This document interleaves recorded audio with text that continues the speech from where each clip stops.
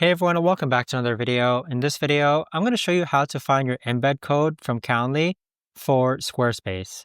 Now, this video is going to be particularly useful for individuals. Let's say that you want to go ahead and have one of your scheduling events appear on your Squarespace website. How do you actually go ahead and do that? Now, there's multiple ways you could actually go ahead about doing this. First, log on to Calendly, then click on the three dots on the right-hand side.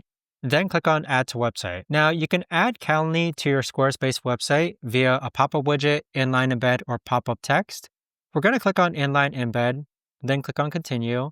And then on the right-hand side, you're going to find your embed code. So copy this code and paste it into any of your HTML on Squarespace where you want your Calendly widget to appear. So with that, you can also click on Copy Code here, and there you have it. But that right there, guys, is the best and easiest way that I know of to actually go ahead and find your embed code from Calendly for Squarespace.